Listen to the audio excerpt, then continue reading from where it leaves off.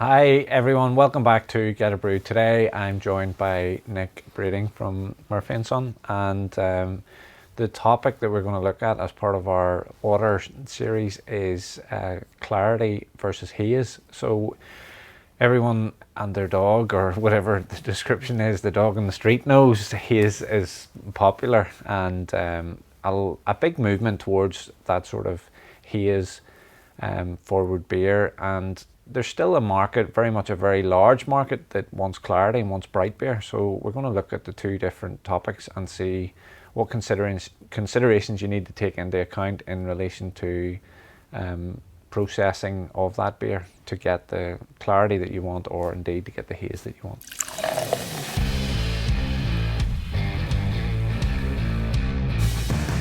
Modern style, Nick, is, well, this sort of hop forward New England hazy style. So this is one of our local breweries, Licata, cooperative brewery based on the north coast, and we have your very good customer, yours, Adnams, UK based brewery, and super bright. You can see the clarity, that's crystal clear right through. Now probably got a big head on it because we didn't pick the beers out of the fridge. We called into the vintage off license on the way back to the warehouse and pick the beers up off the shelf. But there's a dramatic difference if we hold the two beers side by side, a dramatic difference in appearance. And I guess what I wanted to talk about today was, points to consider when wanting to achieve that. So if we start with the Adnams beer first, what products recommendations would you put forward to the brewer that wants to create a bright beer? Yes, the journey to perfection in creating a bright beer is long and often very arduous, but essentially it starts with the selection of high quality raw materials and good brewing practice. Yeah.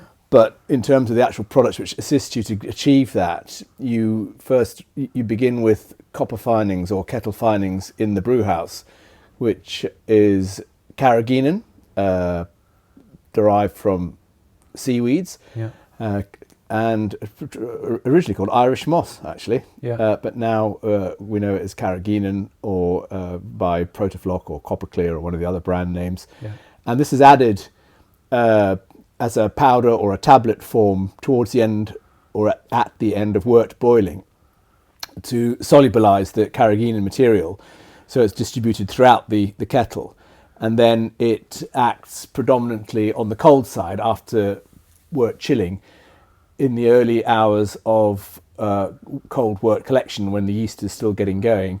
It forms a cold break which settles out at the bottom of the fermenter, and in many cases ought to be removed, because this is excess protein that's come out of the malt that should be removed. Now, we don't want to remove all the protein, because protein, or in other words nitrogen, comes in many different forms of protein, amino acids and vitamins and peptides, etc.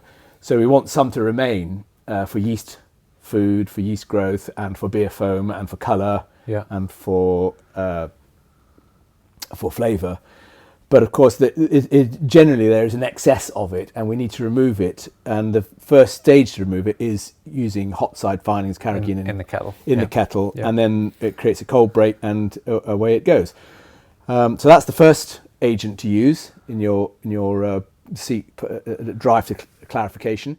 And then after fermentation is the next step. When the fermentation is finished, you want to cool your beer down. A wort collection temperature typically for Adnams would be on the warm side, 19, 20 degrees, something like that.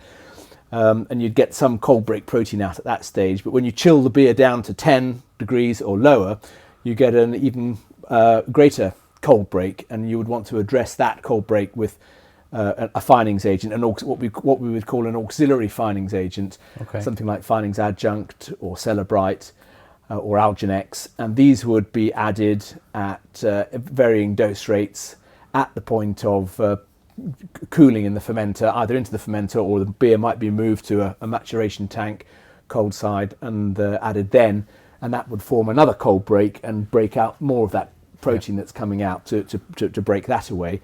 And then finally, in such beers, you would want to add a yeast clarification agent, and that was typically and traditionally that was an isinglass based product. Isinglass is coming from the swim bladders of fish. It's known as collagen. It's one of nature's building blocks in a hydrolyzed form, quite wet.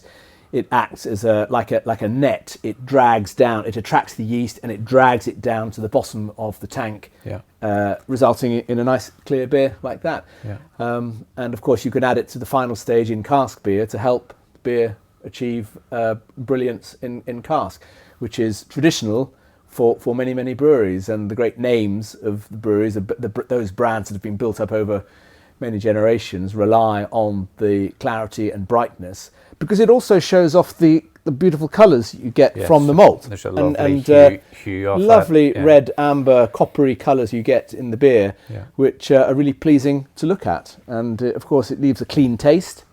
You taste malt, you taste hops and the intricate complexities which exist between the two, without the interference of the haze forming material. So in traditional beer brewing, and those brands of beer which rely on a bright appearance would use finings agents to achieve that on a smaller scale. For our microbrewery customers that maybe aren't at the scale with, they've got they haven't got cross flow filters, plate filters, or centrifuges, so they're able to replicate that with the use of finings. Yes. The whole principle of finings is the creation of larger flocks in the medium, which then have a greater density and then would settle out faster. So they can still achieve a rapid sedimentation, but without the need to invest in expensive filtration kit to do so. They can just use finings agents to achieve the same effect. And the advantage that I've seen over many years is the fact that the clarification agents are very targeted. They will take out just simply that material like yeast cells and protein, which you don't want in the final beer. So you can still have very full and flavoursome and tasty beers, which you sometimes or quite often really lose if you do apply filtration techniques, sheet filtration, Kieselguhr filtration, cartridge filtration. All forms of physical filtration remove more than just the yeast cells and the protein. They will take out a bit more of the beer's flavour and appearance and can change it, which is why you never get a cask beer tasting like its bottled or canned or kegged counterpart. So to summarise that, when it comes to hot side production kettle finings, we have Protafloc in tablet or granule format.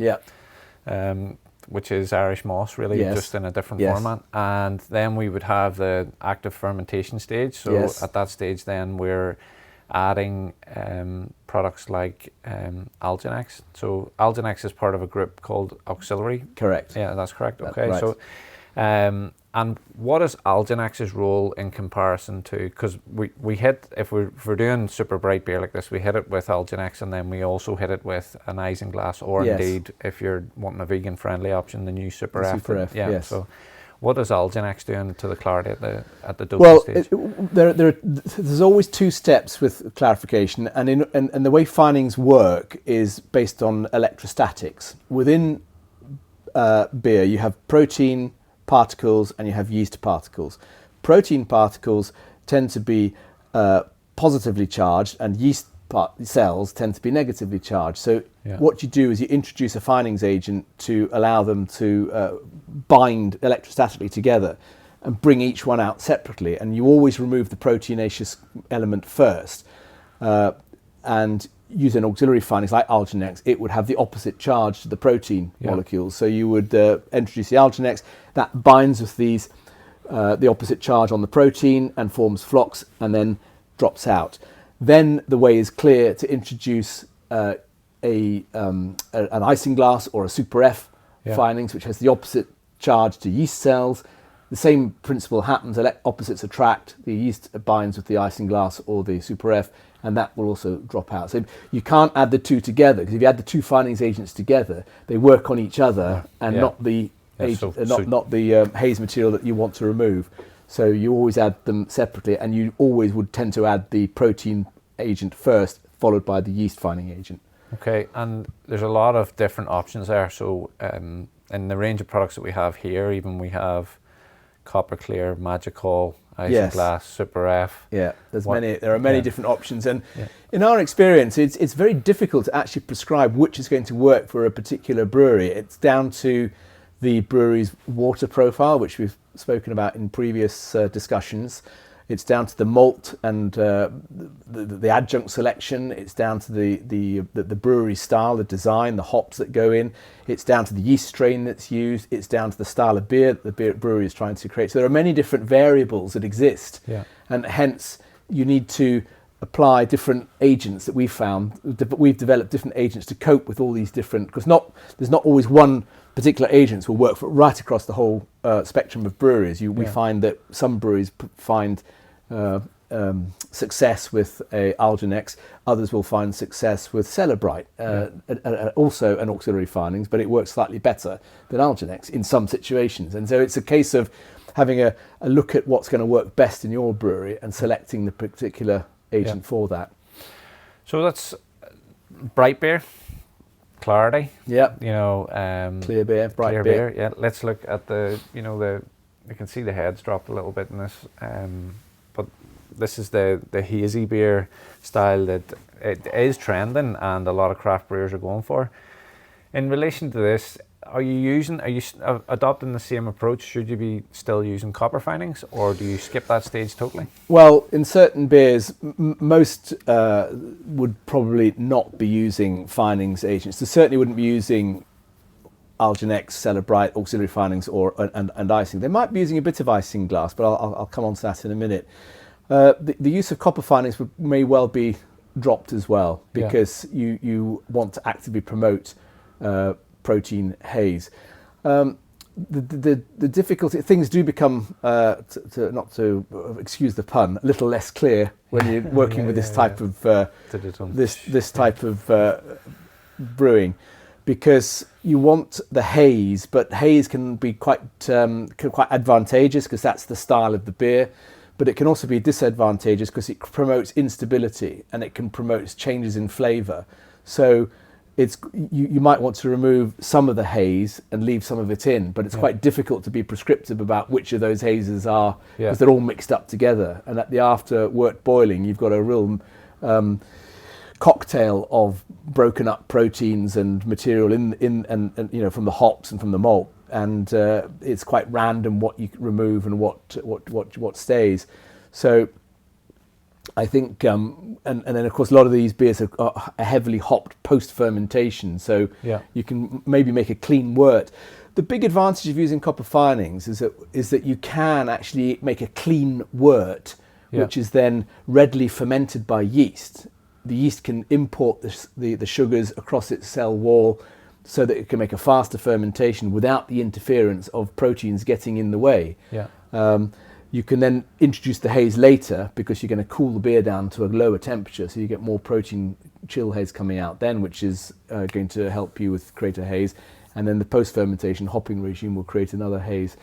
I think you might also want to consider removing the yeast from these beers, because the presence of yeast into the final package, although it may be inert either through a pasteurization process, or it may not be there at all. But if it's unfiltered beer that's creating the haze, the yeast cells over time will autolyse and die and burst, and then they will liberate into the beer various components that would make up the yeast cell: lipids, glycogen, starchy products, and this can change the flavour of the beer too. So you can get this, what we sometimes call autolyzed yeast flavour. And so it might be beneficial in the production of these styles of beers to use a finings agent to remove the yeast, but not to auxiliary fine it, so you've still got quite a lot of protein present. A lot of the haze has also contributed to this style of beer from the hops, tannins and polyphenol material coming from the hop, and which of course is desirable, and that would stay in there.